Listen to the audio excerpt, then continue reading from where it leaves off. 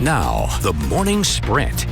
The Tri-Cities has now seen 2 large wildfires this week. On Thursday, firefighters battled the Columbia Point fire that sparked up around 4 o'clock.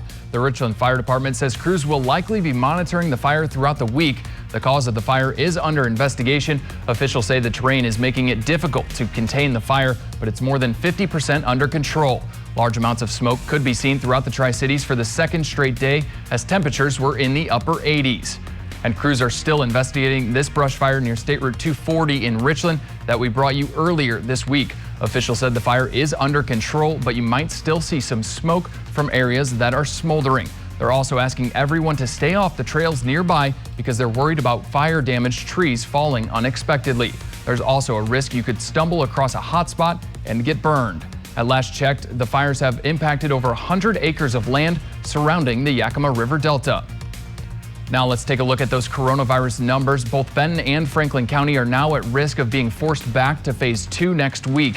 The mass vaccination site at the Benton County Fairgrounds is no longer requiring appointments to get the coronavirus vaccine. You can show up whenever you have 30 minutes to spare. They'll be open until 8 o'clock tonight and again on Saturday from 9 a.m. until noon. On Monday, the State Department of Health will reevaluate every county's COVID-19 case rates and hospitalizations and decide which get to stay in phase 3 and which ones have to go backwards.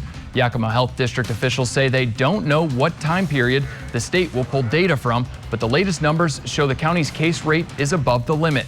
Because the county's hospitalizations are fluctuating back and forth over the threshold set by the state, officials say they don't know what Monday will bring. It was just kind of a wake-up call that we need to continue doing all of these things, following public health recommendations, getting vaccinated if you haven't done so already, because I know that's very important so we can continue to reduce our COVID-19 cases. The health district is urging people to hold gatherings outside and to get vaccinated. You can find more information on where to get the vaccine at yakimavaccines.org. Oregon Governor Kate Brown has extended the coronavirus state of emergency declaration through June 28th. Brown says statewide the number of people in the hospital with COVID-19 has almost doubled in the past 2 weeks, and she's trying to keep hospitals from being overwhelmed. But she added she is planning to fully reopen at the end of June. Today, 18 Oregon counties will move backwards in the reopening process. 15 of them are going back to the highest risk level, which means restaurants have to close their dining rooms and gyms will face extreme limits. Some counties are fighting the decision. In the Portland area, Clackamas and Marion counties, officials say they want Governor Brown to let them decide how to manage reopening. I think she needs to lift these shutdowns of our restaurants. And I think she needs to let local communities who have been doing the work decide what's best for our community. Recently, the Board of County Commissioners asked Governor Kate Brown to consider another approach to responding to COVID-19 that still uses science but does not penalize businesses. Opponents say they don't understand why Governor Brown is sticking to pre-vaccine safety restrictions, even though more and more people are now fully protected. The Department of Energy says it looks like another underground tank at the Hanford Nuclear Reservation is leaking. This would be the second one, although officials suspect there may be more. The Department of Energy says it notified the Washington State Department of Ecology and the EPA about the leak. Governor Inslee says this shows how much we need to focus on Hanford cleanup.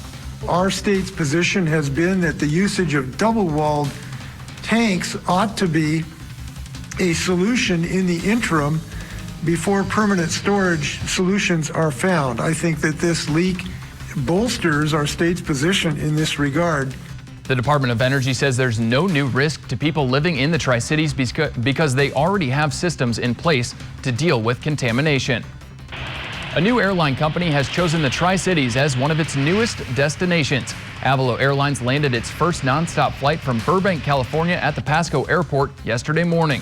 The flights are available 3 times a week with prices starting at $20 per person.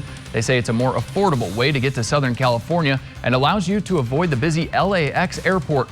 Passengers and airport staff tell us they're excited about the new option for customers. very close to LAX. It's very close to Disney.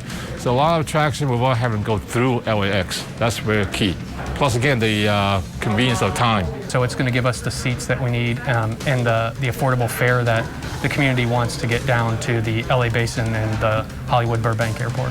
One passenger aboard the first flight said he paid just under $50 for the less than 2-hour flight. However, they do charge for checked bags, priority boarding, and window seats.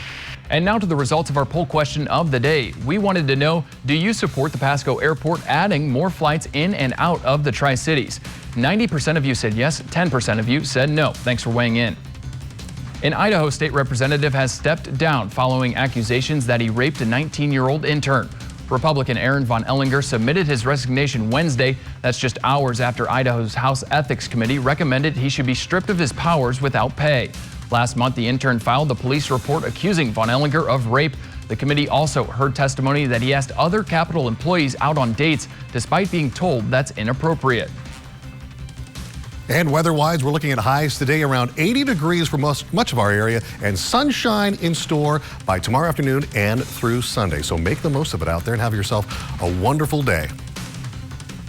Jeff, what kind of weather are we going to be seeing this weekend for the Tri-Cities? Well, you know, Tri-Cities-wise, it's going to be decent on Saturday and Sunday. It's going to be about 70 degrees and sunshine. But the beginning of next week, cooler. It's going to be only in the lower 70s, gradually getting warmer as we head towards the middle and end of next week. And we talked about this weather coming up this weekend. Beautiful temperatures in the 70s.